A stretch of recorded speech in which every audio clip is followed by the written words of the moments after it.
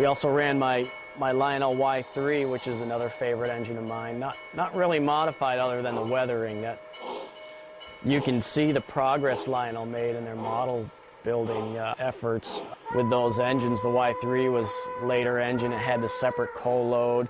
It had lines for the bell and the whistle. New York Central 2793, you may proceed.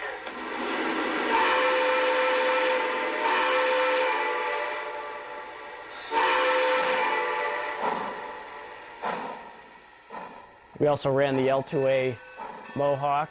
That was the first issue. That's pretty much running stock other than the weathering that I've applied to it. It's another favorite of mine.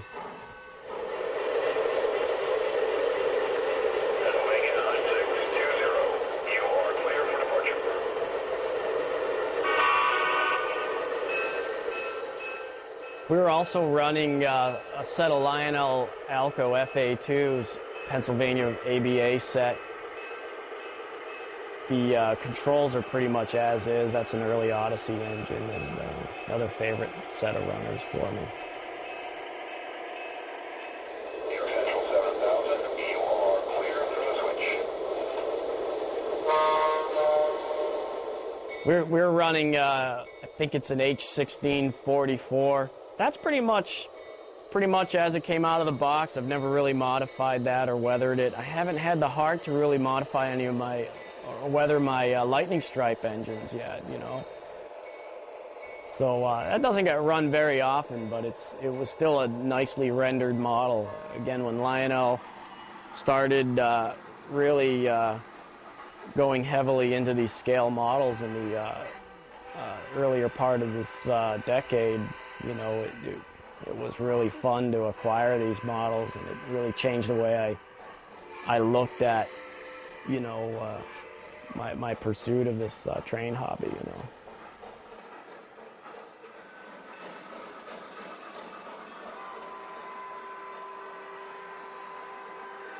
I think Lionel's been doing pretty good in the scale market. I mean, they came out. There was a lot of competition for high-tech scale trains, and Lionel came out with models I never thought they'd build. You know, I mean, they made the M1A, the Penzi J1A. They've made some models nobody's really done in die-cast, like the New York Central L2. And not only did they introduce these models, but they continue to improve them with better controls, better details. And now the new legacy, you know, now we've got these new legacy engines coming out that are just a joy to look at, and they're great running engines, and the sounds just, they just have the best sounds, period.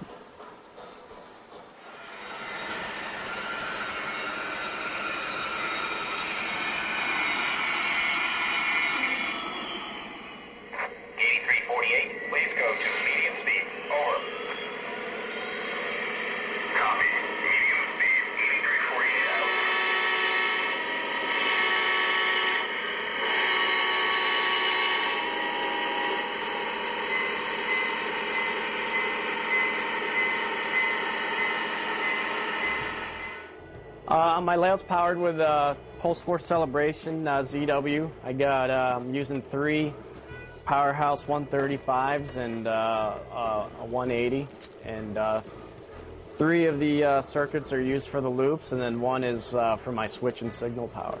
Pretty basic setup. I've now installed a legacy system on my layout, and I've been having a blast with it. It's kind of the same feel as the early Trainmaster with a Cab 1. It's a simple system. It doesn't get in the way of the fun of running trains. It handles a lot of complex things, but it does it so easily. It seems simple, but it's what they did was they made a real fun interface to run your trains. The new legacy features the interaction of sounds and motion. It's a lot deeper than the TMCC experience. it's just as reliable and robust as TNCC, and it runs all the older stuff even better. It manages the speed step capability and stuff like that in a much more efficient manner. It's a lot of fun to play with.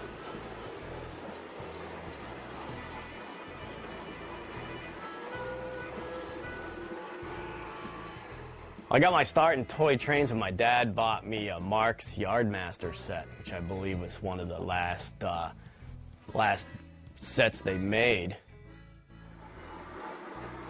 This would be about my 6th or 7th layout, maybe, I'd say.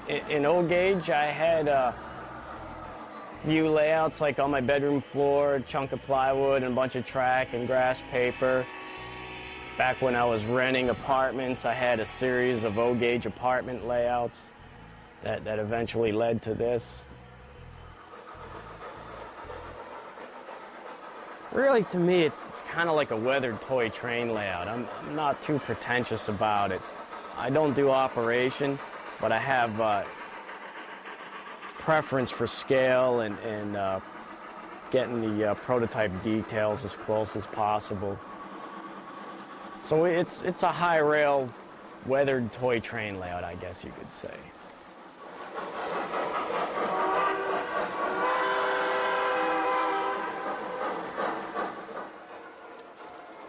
Definitely what I tried to do was I tried to have a layout that sort of had a big city, maybe outskirts industrial area feel that gave way to countryside and mountains, sort of Allegheny or like Pennsylvania kind of influenced mountains. So it would look like trains are approaching the city from far off points. I had a limited amount of space, but I tried to get some scenic aspects that would make the layout interesting, as opposed to making the whole thing 100% urban or 100% countryside. I thought trying to play the two elements would kind of give some purpose, some kind of scenic purpose, I guess, to the trains rolling through.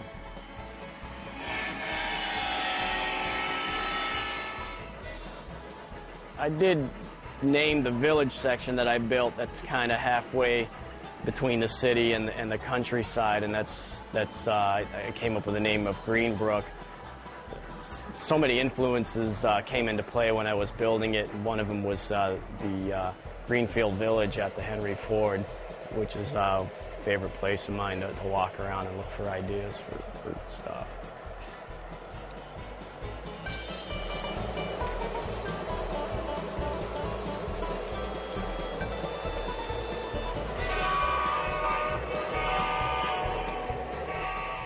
How come I didn't go to like a 2-rail scale, maybe an O or HO?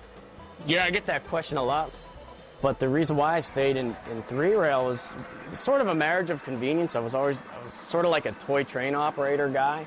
And as this layout progressed in particular, and even on my older layout, I started picking up more and more of the scale pieces Lionel was building. And it started to influence the way I looked at my model railroading efforts. I definitely wanted the scenery to complement the trains, and the way to do that was to build more scale-oriented scenery, more realistic scenery, and just to create an environment to operate the trains I enjoyed running. So.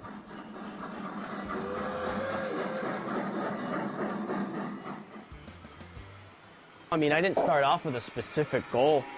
I started off like I just wanted to run all the trains I had that I started with when I started the layout. And eventually that vision sort of changed as I progressed with the layout, and I got a little bit better at building things.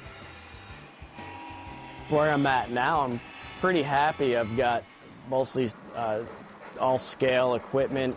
Most of it's matched up pretty well prototypically, and represents some of my favorite prototypes and scenery.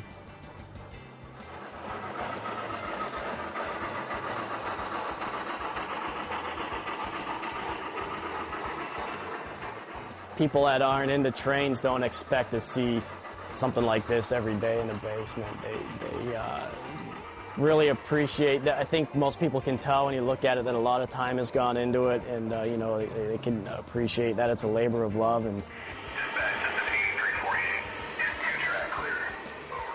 I'm mostly satisfied. I wish I could have like maybe about 10 or 20 more feet that way, just to lengthen out the actual mountain section. But the satisfaction is progressing in the building skills and stuff. So changing the scenery to make it look better. I mean, that's part of the satisfaction. But I always, you know, like no model railroad's ever finished. You know, it can always be improved upon. So it gives me a lot of fun down here. A lot of fun hours go into this. It's good time spent, and the experience is satisfying more. You know, like the progress of building it. That's what's most satisfying, I think.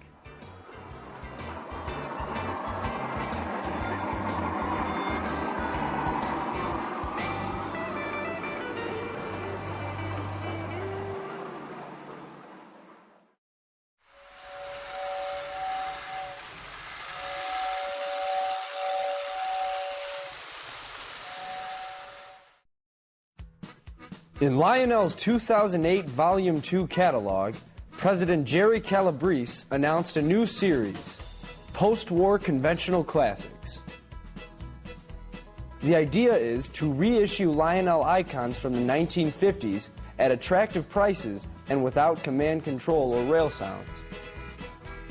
The announcement has been met with enthusiasm by Lionel customers who have felt for a long time that Lionel should reissue moderately priced replicas of the trains that fueled their post-war boom, especially since Lionel's competitors have already been doing it.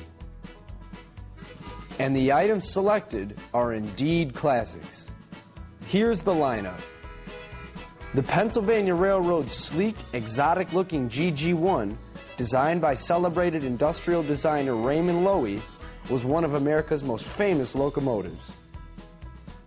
Lionel's first GG1 was released in 1947 and came in Brunswick green.